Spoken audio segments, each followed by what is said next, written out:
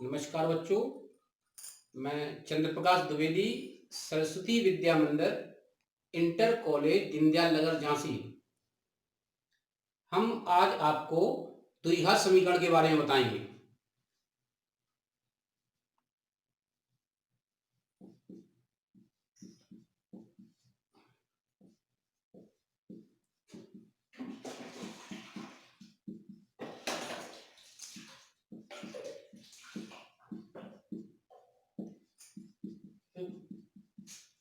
हाँ बच्चों, देखो इधर हमने 3 समीकरण लिखे हैं। पहला है 3x + 5 = 0, 4x² + 9x + 7 = 0, s³ + 7x² + 3x + 5 = 0। ये हमने 3 समीकरण लिखे हैं। पहले समीकरण में चर s है, दूसरे में भी x है, तीसरे में भी x है। अब हमें ये देखना है, पहले समीकरण में चर की सबसे बड़ी घात 1 है, की घात बराबर 1 है। जो चर की सबसे बड़ी घात होती है वही उसकी घात कहलाती है। इसमें चर की सबसे बड़ी घात 2 है, इसमें सबसे बड़ी घात 3 है। अब आपने देखा कि पहले समीकरण में चर की घात 1 है, दूसरे समीकरण में चर की घात 2 है, तीसरे समीकरण में सबसे बड़ी घात 3 है। हमें सबसे पहले बड़ी घात को देखना है। अब जिसकी सबसे बड़ी घात 1 होती है उसे हम रैखिक समीकरण कहते हैं,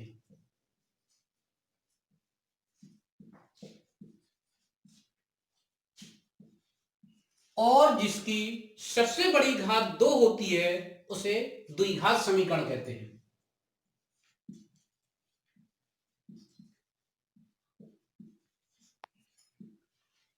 और इसकी सबसे बड़ी घात 3 है, इसलिए इसे त्रिघात समीकरण कहते हैं।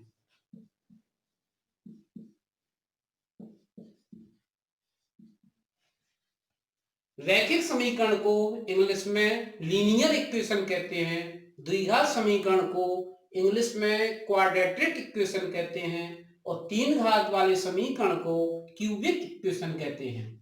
अब हम ये देखेंगे कि द्विघात समीकरण कितने प्रकार के होते हैं।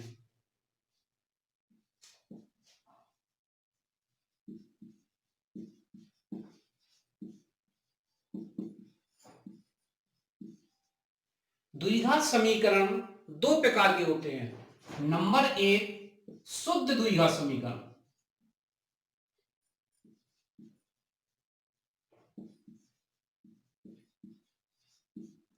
इसको इंग्लिश में प्योर क्वाड्रेटिक इक्वेशन कहते हैं। अब जैसे मान लीजिए हमने लिखा x² - 9 = 0। इसमें हमने देखा कि इसमें कोई भी, इसमें x² - 9 = 0 लिखा, इसमें x वाला पद नहीं है, एक घात वाला पद नहीं है। तो यदि किसी समीकरण में एक घात वाला पद ना हो तो उसे शुद्ध द्विघात समीकरण कहते हैं। जिस समीकरण में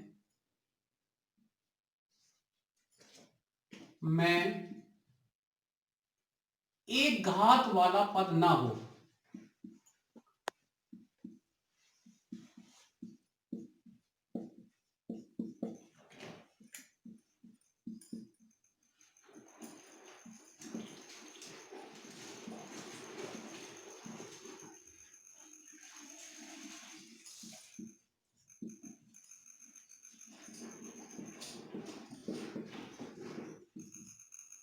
जिस समीकरण में एक घात वाला पद ना हो उसे शुद्ध द्विघात समीकरण कहते हैं, और इसी को प्योर क्वाड्रेटिक इक्वेशन भी कहते हैं।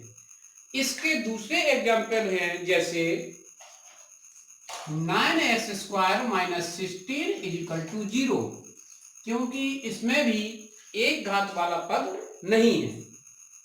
और 4x² माइनस 1/9 इक्वल टू 0। ये भी शुद्ध द्विघात समीकरण है। और भी लिख सकते हैं 16x² माइनस 49 इक्वल टू 0, क्योंकि इन समीकरणों में किसी में भी एक घात वाला पद नहीं है, इसलिए यह शुद्ध द्विघात समीकरण है। दूसरा होता है मिश्र द्विघात समीकरण।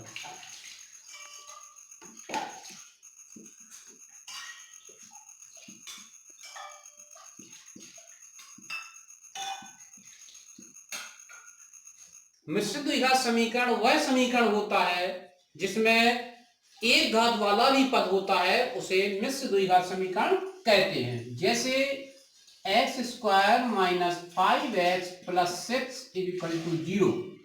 इसमें आप देखेंगे कि इसमें दो घात वाला पद है, एक घात वाला पद है, इसलिए ये मिश्र द्विघात समीकरण है। यही इसकी परिभाषा हुई।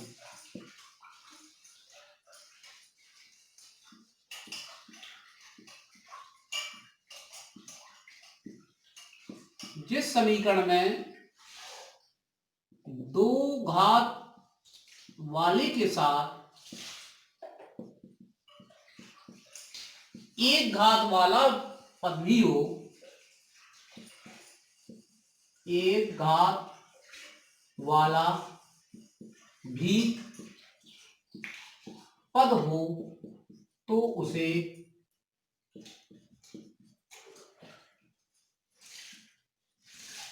मिश्र द्विघात समीकरण कहते हैं।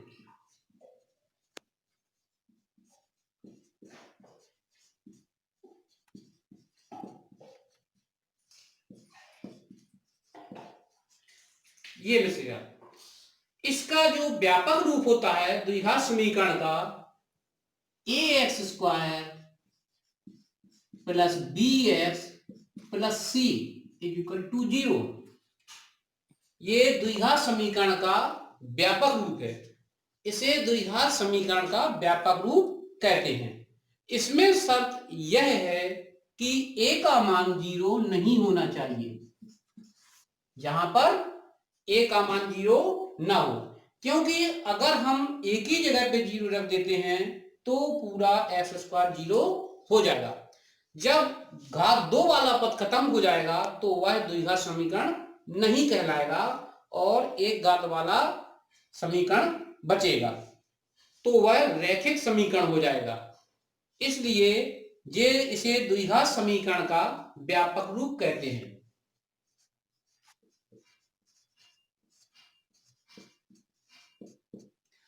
इसमें अगर आप a b c के कोई भी मान रखते जाएंगे तो आपको द्विघात समीकरण प्राप्त होता जाएगा। जैसे a बराबर 5, b बराबर 2, c बराबर 7। अगर हम इसमें रख देते हैं तो 5x² plus 2x plus 7 equal to 0। ये द्विघात समीकरण बन गया है। आप द्विघात समीकरण में a b c के मान ऋणात्मक भी रख सकते हैं, धनात्मक भी रख सकते हैं। इस तरीके से ये द्विघात समीकरण कहलाया। हमने आपको बताया कि जिस समीकरण की सबसे बड़ी घात हो उसे द्विघात समीकरण कहते हैं। पहली परिभाषा है द्विघात समीकरण।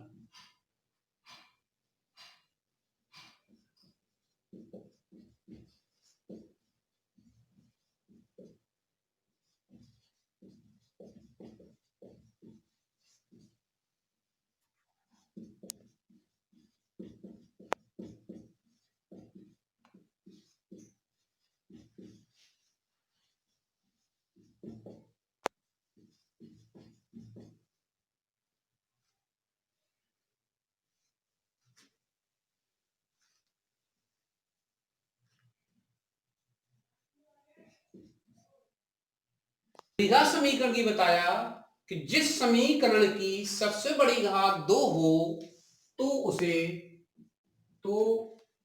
उसे द्विघात समीकरण कहते हैं।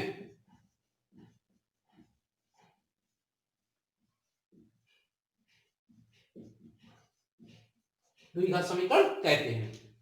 X square minus 4 equal to 0, 3x square minus 5x plus 7 equal to 0। तो हमने पहले आपको बताया द्विघात समीकरण कि जिस समीकरण की सबसे बड़ी घात 2 हो उसे द्विघात समीकरण कहते हैं। जैसे x square minus 4 equal to 0, 3x square minus 5x plus 7 equal to 0। ये द्विघात समीकरण है। यह द्विघात समीकरण क्यों है? क्योंकि इसमें s की सबसे बड़ी घात 2 है और इसमें भी s की सबसे बड़ी घात 2 है, इसलिए ये द्विघात समीकरण है। फिर हमने बताया आपको द्विघात समीकरण के प्रकार। द्विघात समीकरण दो प्रकार के होते हैं। पहला शुद्ध द्विघात समीकरण, जैसे x square minus equal to 0। जिस समीकरण में हमने फिर बताया क्योंकि इसमें x वाला पद नहीं है, एक घात वाला पद नहीं है, इसलिए यह शुद्ध द्विघात समीकरण है। जैसे 9x square minus 16 equal to 0, इसमें एक घात वाला पद नहीं है, इसलिए यह शुद्ध द्विघात समीकरण है। हमने और एग्जाम्पल लिखे, ये भी शुद्ध द्विघात समीकरण है। फिर हमने आपको बताया मिश्र द्विघात समीकरण, यानी x square minus 5x plus 6 equal to 0। यह मिश्र द्विघात समीकरण है। क्यों है? क्योंकि इसमें घात 2 के साथ एक घात वाला भी पद है, इसलिए इसे मिश्र द्विघात समीकरण कहेंगे। तो इसकी परिभाषा हुई कि जिस समीकरण में दो घात वाले पद के साथ एक घात वाला भी पद हो तो उसे मिश्र द्विघात समीकरण कहते हैं, मिक्स्ड क्वाड्रेटिक इक्वेशन। इसका व्यापक रूप है ax square plus bx plus c equal to 0। यदि हम a b c के मान चाहे धनात्मक हो या ऋणात्मक हो रखते जाएंगे तो आपको द्विघात समीकरण प्राप्त होता जाएगा। शर्त यह है कि a का मान 0 नहीं होना चाहिए। a का मान 0 इसलिए नहीं होना चाहिए क्योंकि अगर हम एक ही जगह पे 0 रखते हैं तो वह पद शून्य हो जाएगा। तो अभी हमने ये सीखा द्विघात समीकरण और द्विघात समीकरण के प्रकार। हाँ बच्चों, तो हमने ये कुछ उदाहरण लिखे हैं। अब आप इसमें बताएंगे कि कौन कैसा द्विघात समीकरण है। हमने ये सभी द्विघात समीकरण के एग्जाम्पल लिखे हैं। अब इसमें देखा कि हमने इसमें एक घात वाला पद नहीं है, इसलिए यह शुद्ध द्विघात समीकरण है, शुद्ध द्विघात समीकरण।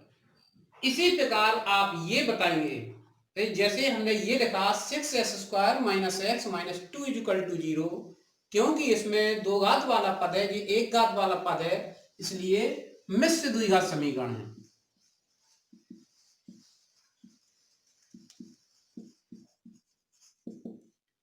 मिश्र द्विघात समीकरण ये आप इस तरीके से आप बताएंगे। फिर इसके बाद जो जितने घात का होता है उसके उतने ही मूल होते हैं और उसको जीरोज भी कहते हैं, उसी को शून्य भी कहते हैं। जब हम इसको अब हल करेंगे, शुद्ध द्विघात समीकरण है तो उसके दो मान होने चाहिए। जो समीकरण जितने घात का होता है उसके उतने ही मान होते हैं। जैसे x square minus 9 equal to 0 है, इसकी बड़ी घात 2 है, इसलिए इसके दो शून्य होंगे। हमने पक्षांतर करके एस स्क्वायर बराबर 9 और एस बराबर √9 प्लस माइनस इसका वर्गमूल लिया जाएगा क्योंकि दो घात का है, तो इसका आंसर आएगा +-3। अभी हमने बताया था कि ये दो घात का है तो इसके दो शून्य होने चाहिए, इसलिए यहां प्लस माइनस लगाना जरूरी है, या इसको प्लस का 3 और माइनस का 3 इस तरीके से भी लिख सकते हैं।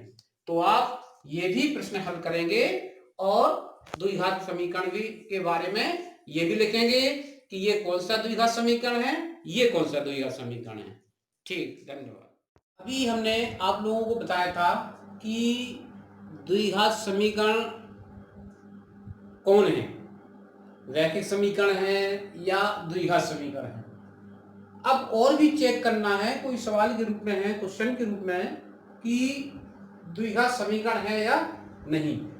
जैसे x प्लस 1 का whole square equal to 2 into x minus 3, इसको हमें चेक करना है ये द्विघात समीकरण है या नहीं। कैसे चेक करेंगे कि ये होल स्क्वायर है, पहले इसको हम खोलेंगे, इक्वल में जो 2 इंटू एक्स माइनस 3 है इसको हल करेंगे। ये a प्लस बी का होल स्क्वायर है, तो इसको हम खोलेंगे पहले, x square plus 1 plus 2x equal to 2 का इसमें मल्टीप्लाई होगा तो 2x माइनस 6। अब इन सभी को हम इस तरफ लाएंगे तो x square plus 1 plus 2x minus 2x, जो माइनस का है इधर आके प्लस हो जाएगा, 6 इक्वल 0। बराबर में यदि कोई संख्या है प्लस की है तो इस साइड में माइनस की हो जाएगी, और माइनस की है तो इस साइड में आके प्लस हो जाएगी, इधर 0 बचेगा। अब हम देखते हैं कि ये प्लस का है ये माइनस का है, तो ये दोनों कट जाएंगे। अब यहां बचा एक्स स्क्वायर प्लस प्लस का 1 और प्लस का 6, दोनों मिलकर के प्लस के 7 हो जाएंगे इक्वल 0। ये केवल दो घात का बचा है समीकरण, इसलिए है द्विघात समीकरण है। यह है द्विघात समीकरण है। और भी हम इस तरह से क्वेश्चन दे सकते हैं, चेक कर सकते हैं कि ये द्विघात समीकरण है या नहीं। जैसे x प्लस 2, एक्स प्लस 2 का होल क्यूब इक्वल, एक क्वेश्चन ये है x प्लस 2 का whole cube equal 2x into x square minus 1, ये क्वेश्चन है। अब हमें इसको चेक करना है कि ये द्विघात समीकरण है या नहीं। तो ये हम देखते हैं पहले कि a प्लस बी का होल क्यूब है, क्योंकि यहाँ पूरी के पावर घाती में ये 2s है, ब्रैकेट में एक्स स्क्वायर माइनस 1 है। अब इसका हम गुणा करेंगे, इसको खोलेंगे पहले, x प्लस 2 का होल क्यूब। होल क्यूब का मतलब है इसको हम 3 बार गुणा करेंगे, x plus 2 x plus 2 x plus 2, ये होल क्यूब के बराबर आ जाएगा। या x प्लस 2 का होल क्यूब खोलेंगे, जैसे a प्लस बी का होल क्यूब। अब a प्लस बी का होल क्यूब होता है, फॉर्मूला है a cube plus B cube plus 3ab bracket में a प्लस बी। इस फॉर्मूला से खोलेंगे तो ये आएगा a cube plus B cube plus 3ab into a plus B. 2s का एक्स स्क्वायर माइनस 1 में गुणा करेंगे तो ये होगा 2x क्यूब माइनस 2x। इसको खोला में अभी सरल करेंगे, 2 का 3 बार गुणा करने पर 8 होता है, प्लस 3 का गुणा 2 में होगा, 3 दूनी 6x ब्रैकेट में x प्लस 2, ये बचा 2s क्यूब माइनस 2x। अब इसका इस ब्रैकेट को सरल करेंगे तो s cube plus 8 plus 6s का x में करेंगे तो 6x स्क्वायर प्लस 6 का 2 में 12x, 2s cube minus 2x। अब देखेंगे कि s की पावर इधर 3 है और इधर 2 है, तो इधर s क्यूब 2s क्यूब है, इधर 1s क्यूब है। इसलिए जहां पर अधिक है s क्यूब उस साइड में इसको ले जाएंगे और सिंपल करेंगे, तो 2s क्यूब माइनस 2x, ये इधर का प्लस का है उस साइड में जाएगा माइनस का हो जाएगा, माइनस का s क्यूब, प्लस 8 है उधर जाके माइनस का हो जाएगा, 6s स्क्वायर है उधर जाके माइनस का हो जाएगा, 6s स्क्वायर, प्लस का 12 है उधर सब जाके माइनस का हो जाएगा, इधर बचेगा 0। अब इसको 2s क्यूब में से एक s क्यूब माइनस हो जाएगा, तो s क्यूब और s square 6s square minus का 6s स्क्वायर। अब माइनस के 12s और माइनस के 2s एक ही चिन्ह की संख्याएं जुड़ जाती हैं, और अगर अलग अलग चिन्ह की संख्याएं हैं तो वो घट जाती हैं। माइनस का 12s माइनस का 2 माइनस का 14x, माइनस का 14x। संख्या अकेली 8 बची है, तो ये माइनस का 8 बचा, इज इक्वल टू 0। आपने सभी पर सिंपल कर दिए, s क्यूब वाला सिंपल हो गया, x वाला सिंपल हो गया, x स्क्वायर वाला सिंपल हो गया, संख्या अचर अकेली सिंपल, ये भी सिंपल हो गई है। अब ये देखते हैं कि सबसे बड़ी घात यहाँ पर 3 है, इसलिए यह द्विघात समीकरण नहीं है, क्योंकि इसकी सबसे बड़ी घात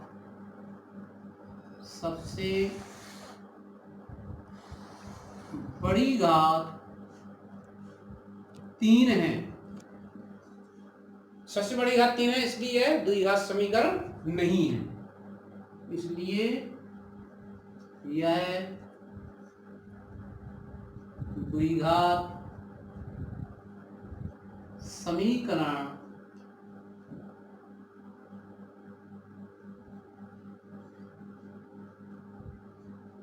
नहीं है। तो ये अगर समीकरण के रूप में है तो इसको चेक कर सकते हैं कि ये द्विघात समीकरण है या नहीं। हम आपको इस तरीके से और भी एग्जाम्पल बता सकते हैं कि जैसे मान लीजिए x माइनस 3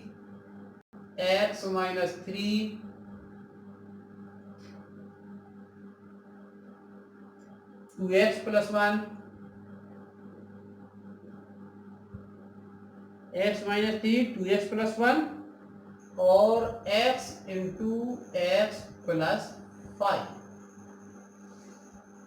ये चेक करना है कि ये द्विघात समीकरण है या नहीं।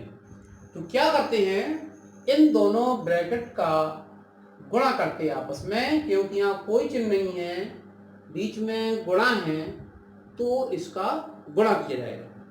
अगर ब्रैकेट के बीच में कोई चिन्ह नहीं होता है तो उसको गुणा माना जाता है।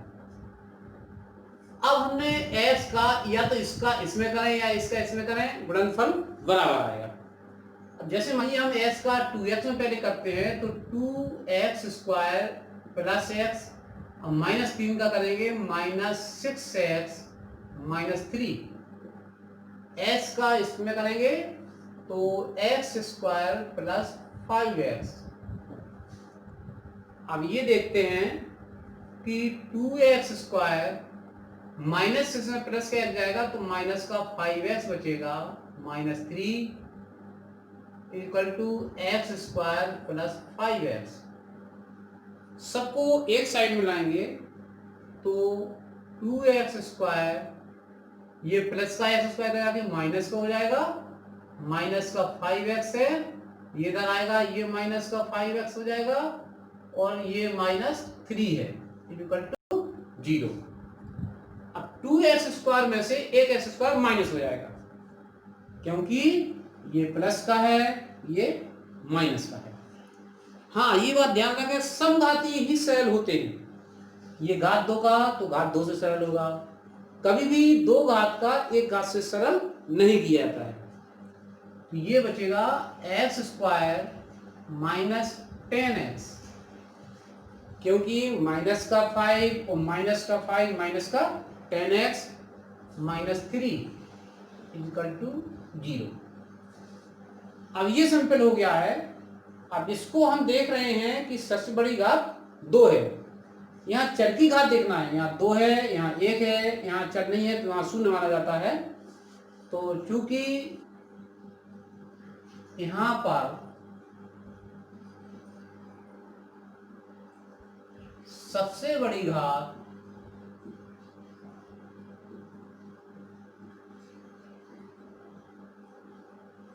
2 है,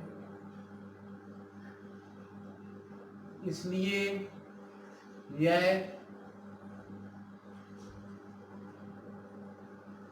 द्विघात समीकरण है। तो ये द्विघात समीकरण है क्योंकि यहाँ पर सबसे बड़ी घात 2 है।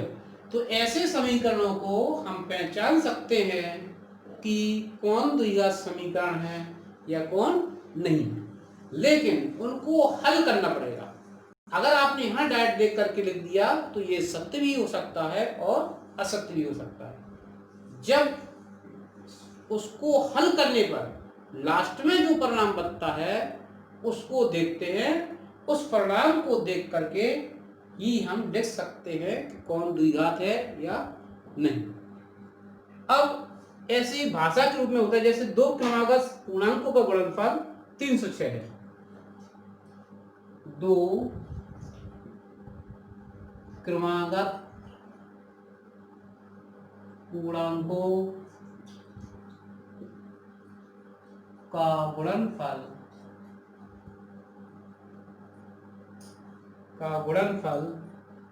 306 है। 306 है। समीकरण के रूप में लिखिए, समीकरण के रूप में लिखो। इसको हमें समीकरण के रूप में बनाना है जो 2 क्रमागत पूर्णांक है। तो 2 क्रमागत है तो 2 क्रमागत में जो पहला होता है, पहले के बाद जो दूसरा होता है वो 1 अधिक होता है। तो पहला क्रमागत 1 है, x है, माना कि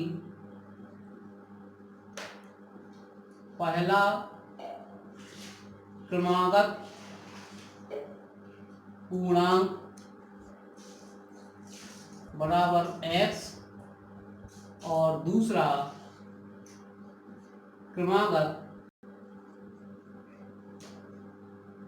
पूर्णांक x प्लस 1। अब इसमें लिखा है 2 क्रमागत पूर्णांक ज्ञात हो गए, इनका गुणनफल। तो पहला x है गुणे दूसरा है x प्लस 1, इन दोनों का गुणनफल 306 है, तो बराबर 306। अब इसको सिंपल करेंगे, x का s में गुणा करेंगे, x square plus x is equal to 306। अब समीकरण में इसको इस साइड में लाएंगे तो x square plus x minus 306 equal to 0। समीकरण में लिखेंगे इक्वल 0, जब कोई संख्या नहीं बचती है तो उधर शून्य लिख देते हैं। इस तरीके से ये समीकरण के रूप में प्रदर्शित हो चुका है।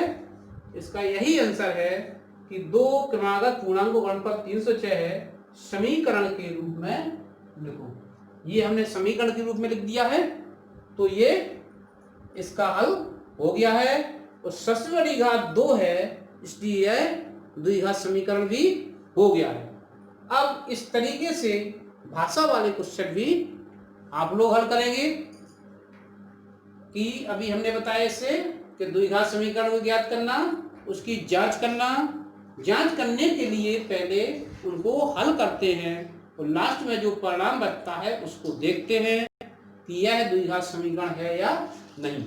अगर घात 2 है तो यह द्विघात समीकरण है, अगर घात 3 है तो यह त्रिघात समीकरण है, द्विघात समीकरण नहीं है।